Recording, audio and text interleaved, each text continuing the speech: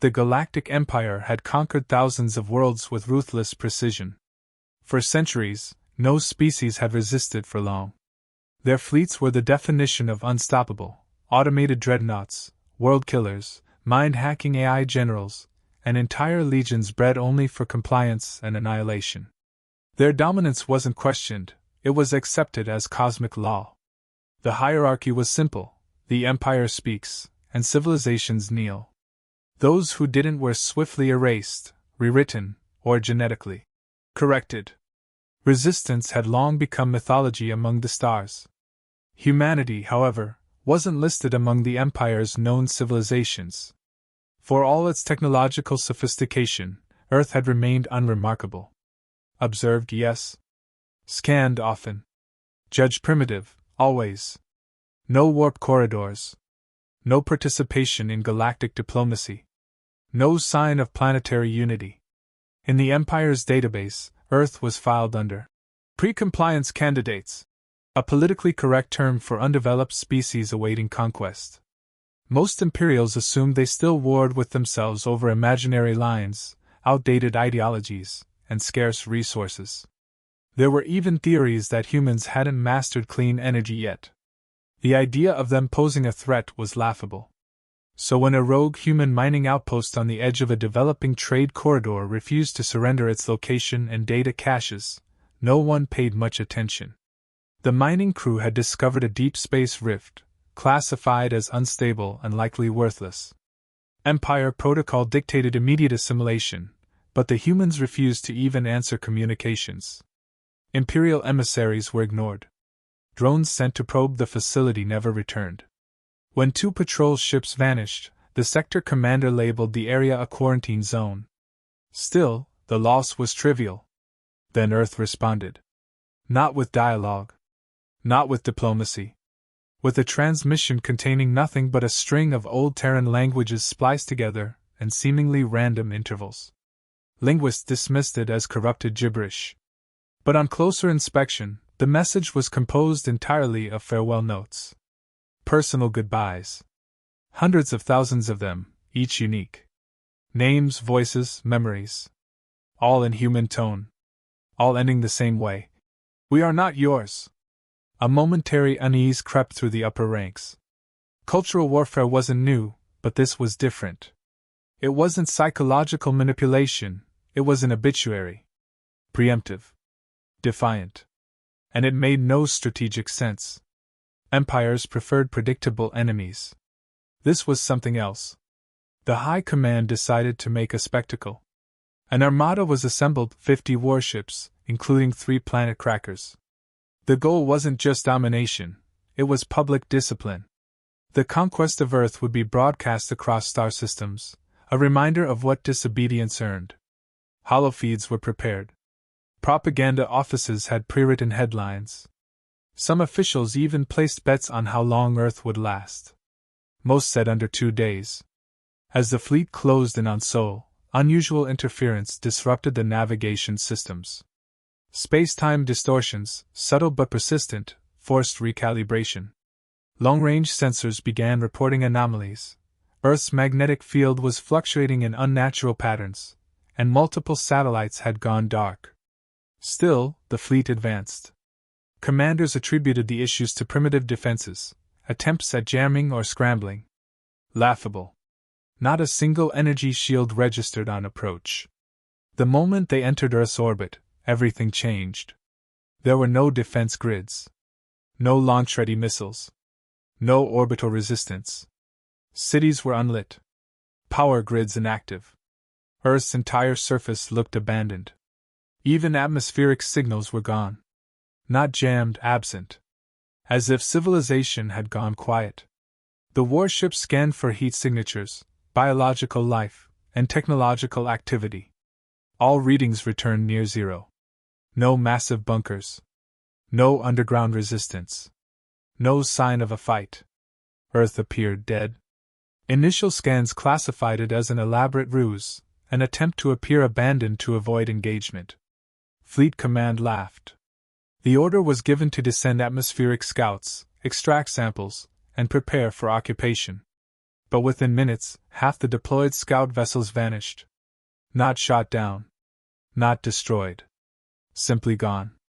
Instruments failed to detect wreckage or energy discharges. One moment, signal. The next, silence.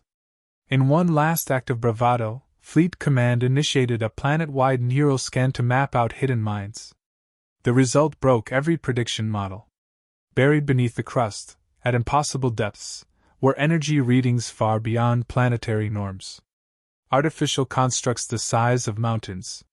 Sleep states transitioning to active. Power output rising exponentially. Something below was waking up, something old. Something not in any Empire record. Command considered withdrawal. Not out of fear, but confusion. Uncertainty. But hesitation had never been part of protocol. The order was clear: conquer or destroy.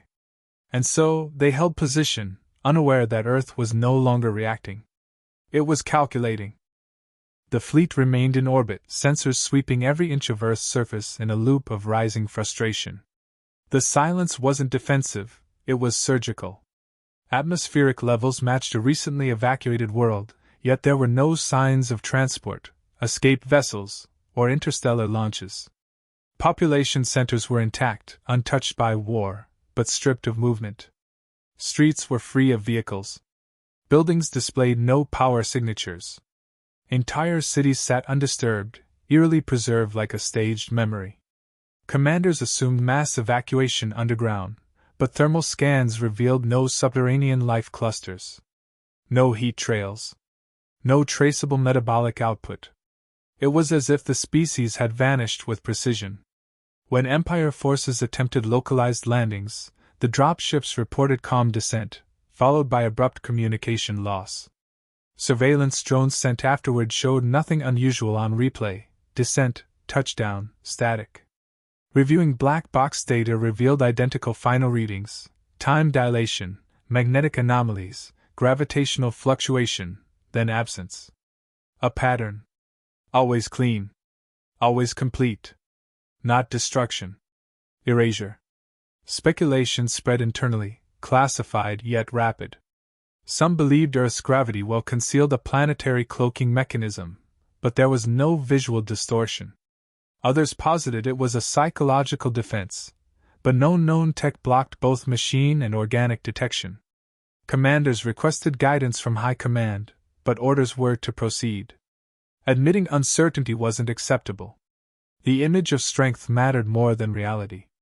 Analyzing the ground-level audio spectrum revealed only one consistent signal: a low, inaudible frequency pulsing every 8 seconds. A near-perfect sine wave, layered with occasional human speech fragments. Cross-checks identified phrases pulled from various eras, languages, and dialects, none aggressive. All statements of remembrance, identity, or legacy. Phrases like, "We were here," or "We remember," or asterisk, "We became what was required." Asterisk, a signal encoded with emotional resonance, rather than function. Yet it echoed across every band, every medium. Some officers described an emotional unease after listening, disconnected from aggression, but deeply unsettling. Simultaneously, deep ocean probes dispatched to Earth's major trench systems returned with structural readings of massive artificial cavities layered in precise geometric patterns. These weren't mines or natural formations, they were constructs embedded into tectonic lines. Triangular, symmetrical, harmonized with magnetic flow. Their surfaces were coated in anti-sensor alloys previously undocumented, impervious to pulse scans. One AI theorist proposed the formations were ancient engines, dormant since before humanity's spacefaring age, possibly constructed in secret by a unified planetary effort long before galactic contact. Empire intelligence teams cross-referenced human archives collected from prior outposts. Buried within cultural data, they found mention of theoretical devices. Doomsday machines, planetary resets, mutual extinction pacts. The concept wasn't military, it was philosophical. When cornered, humanity's mythology often embraced self-erasure over subjugation. The term, scorched earth, appeared frequently, burning one's own resources to deny an enemy the spoils of victory. The idea had been fiction, cautionary metaphor. Now, it felt like a blueprint. The longer the fleet waited, the more abnormalities surfaced. Time lag between ships increased without gravitational cause. Several onboard AIs experienced logic loops, citing inconsistencies in temporal measurements. Some attempted shutdowns to prevent cascade errors. Physical sensors picked up minor fluctuations in the quantum fabric, too subtle for most, but unmistakable to advanced systems. Space itself was being manipulated, not by force but by redirection. One ship, ignoring new protocol, launched a precision missile strike at an abandoned city to provoke a response.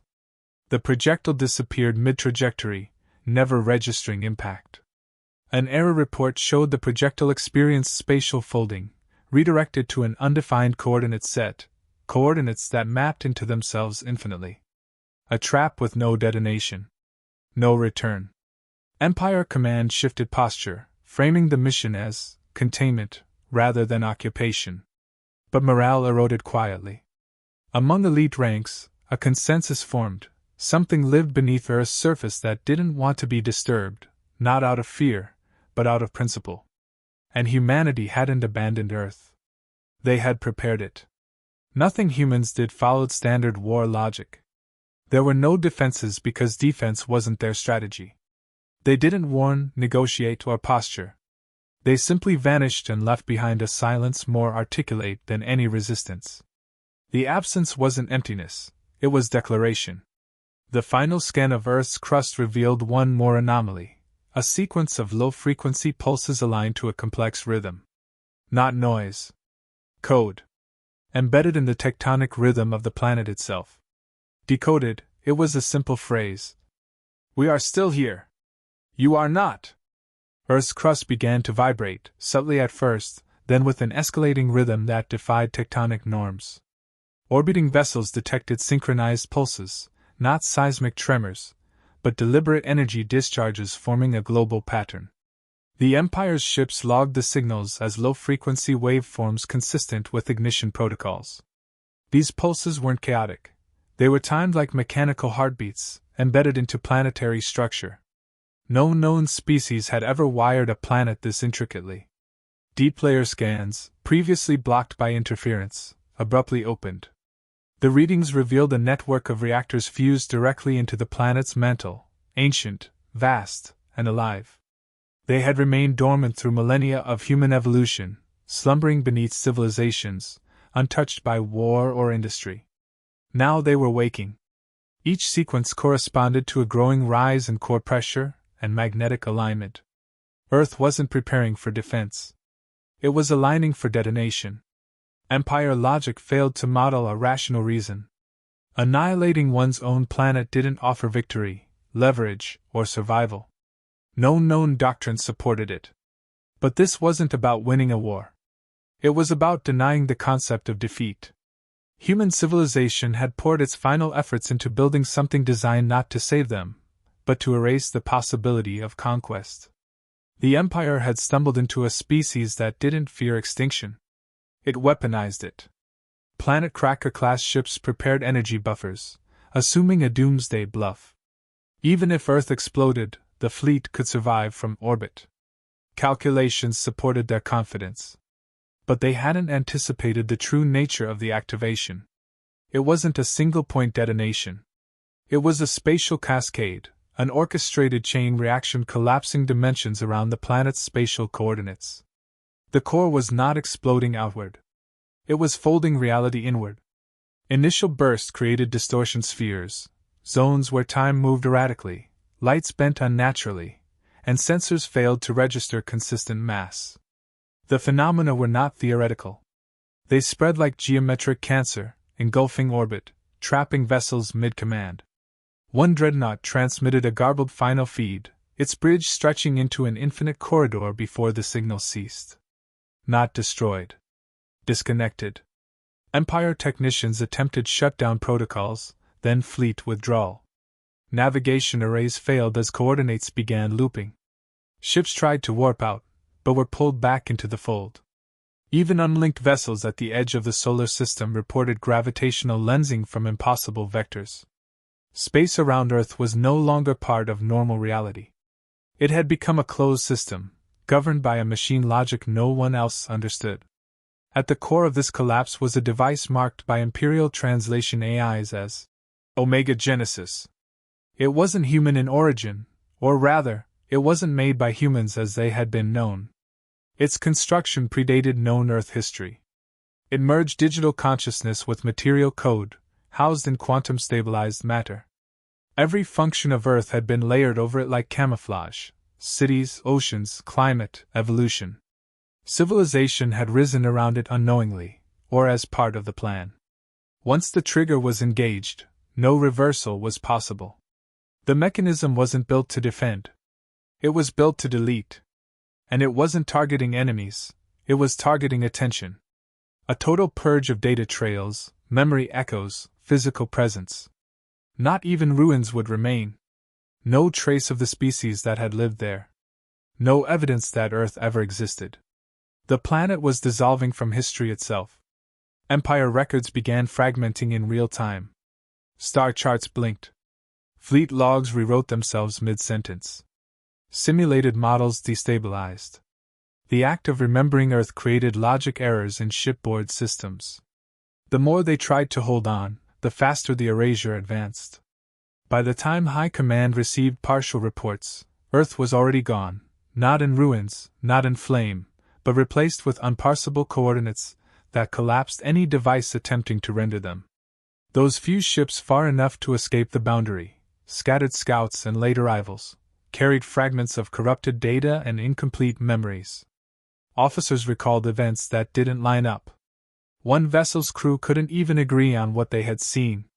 Some remembered light. Others silence.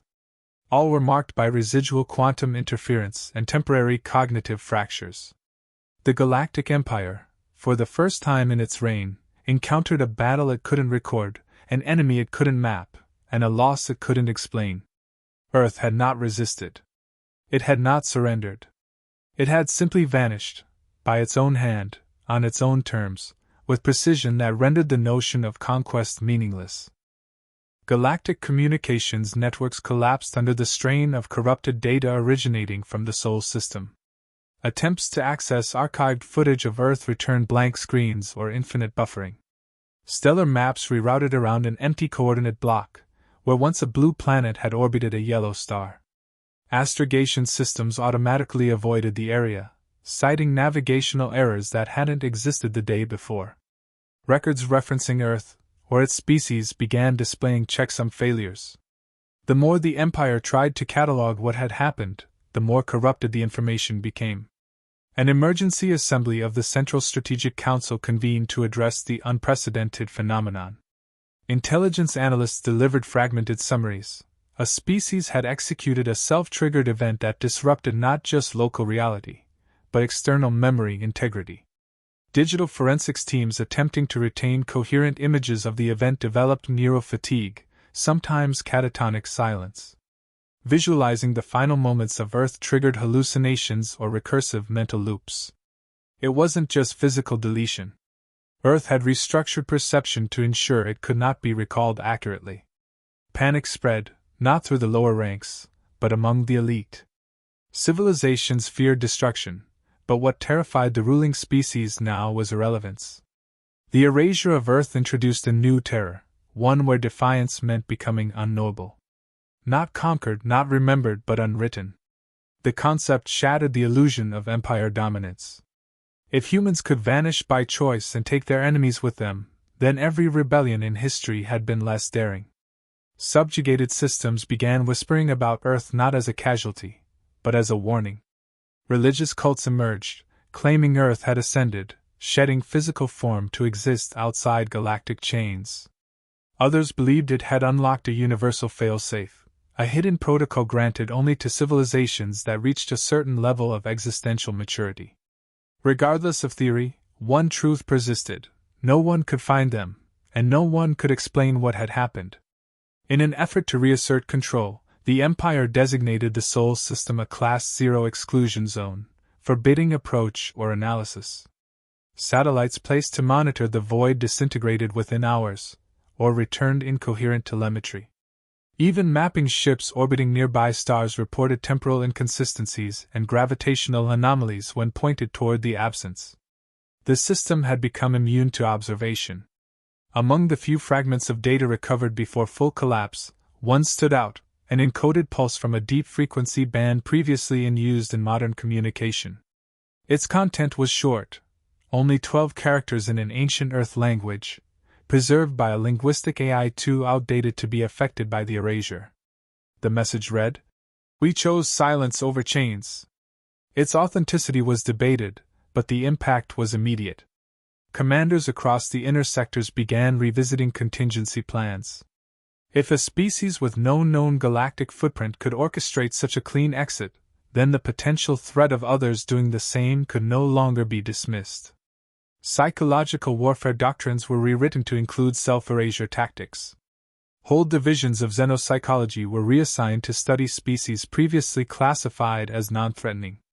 The assumption that technological inferiority equaled strategic simplicity was dead. The Empire didn't just lose a system, it lost credibility. For the first time in its expansionist campaign, it faced something it couldn't retaliate against. There was no enemy left to punish, no infrastructure to destroy, no resistance to crush.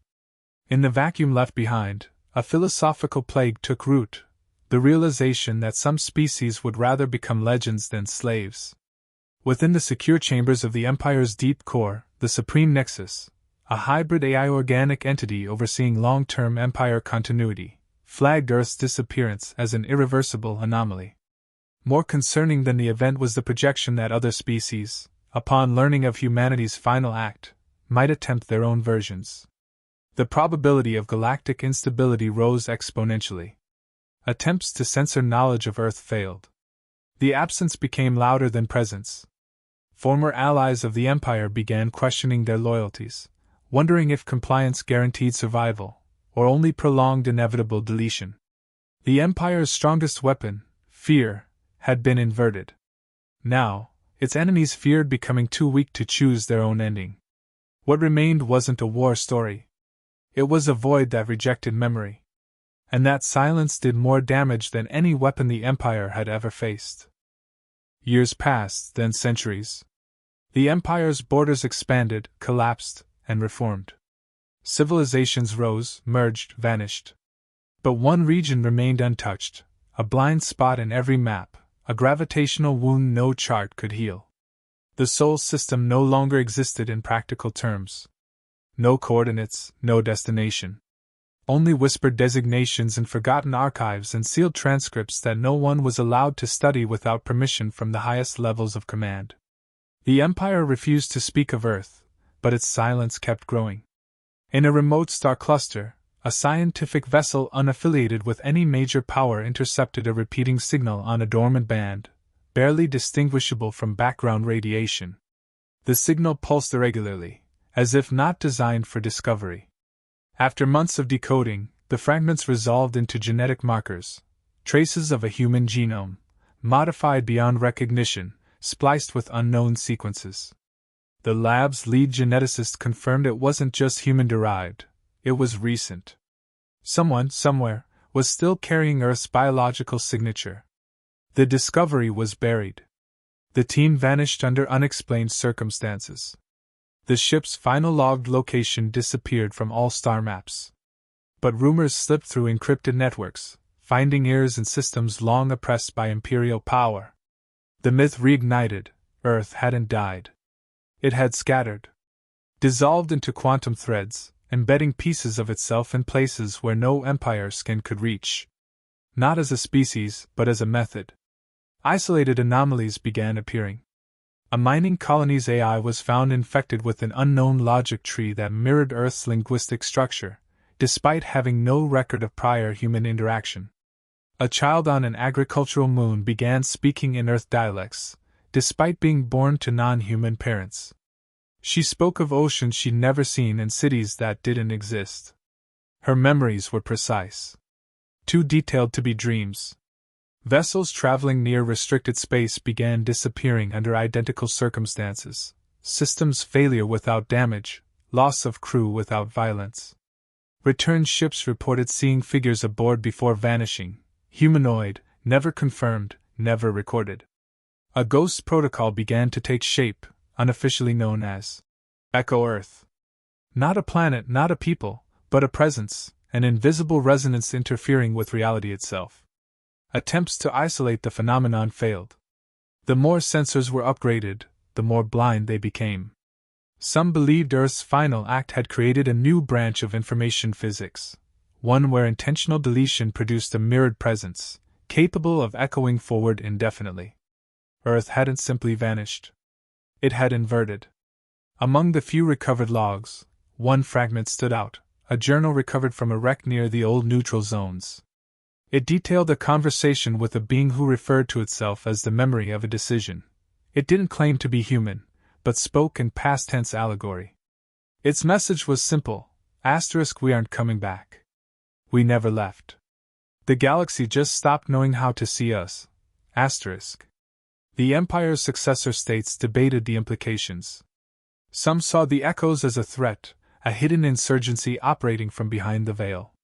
Others treated them as proof of transcendence, arguing that humanity had evolved beyond spatial form.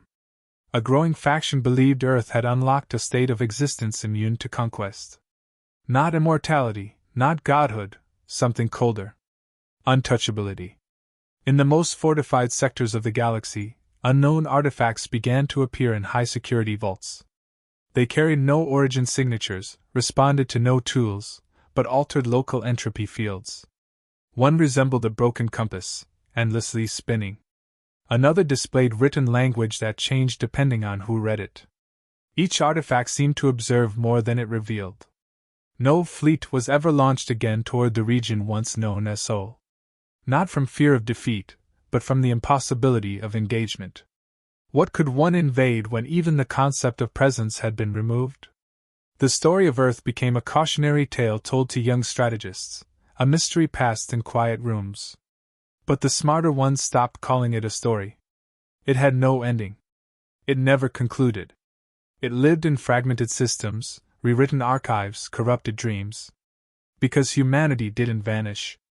They rewrote the rules and slipped between them.